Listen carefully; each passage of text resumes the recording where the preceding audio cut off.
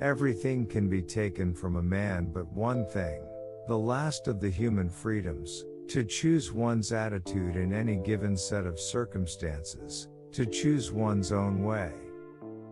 So live as if you were living already for the second time and as if you had acted the first time as wrongly as you are about to act now. No man should judge unless he asks himself in absolute honesty whether in a similar situation he might not have done the same. The one thing you can't take away from me is the way I choose to respond to what you do to me. The last of one's freedoms is to choose one's attitude in any given circumstance. Life is never made unbearable by circumstances, but only by lack of meaning and purpose. Love goes very far beyond the physical person of the beloved. It finds its deepest meaning in his spiritual being, his inner self. Whether or not he is actually present, whether or not he is still alive at all, ceases somehow to be of importance. Forces beyond your control can take away everything you possess except one thing, your freedom to choose how you will respond to the situation. Between stimulus and response there is a space. In that space is our power to choose our response. In our response lies our growth and our freedom. Man does not simply exist but always decides what his existence will be, what he will become the next moment. By the same token, every human being has the freedom to change at any instant. It is not freedom from conditions, but it is freedom to take a stand toward the conditions.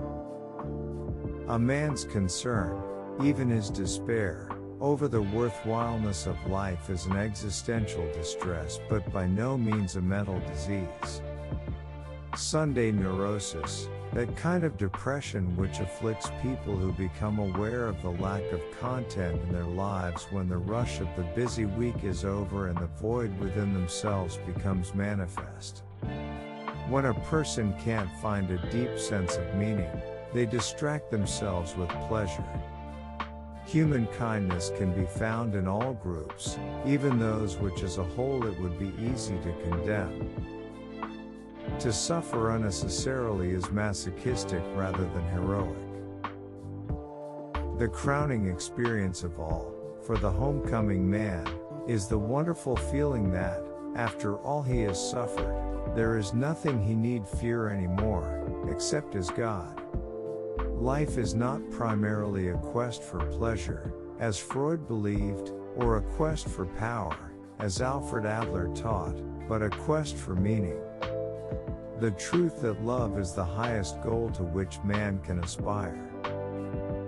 Love is the only way to grasp another human being in the innermost core of his personality.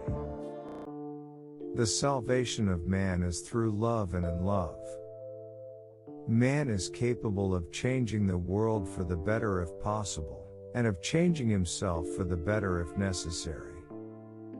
It is a peculiarity of man that he can only live by looking to the future.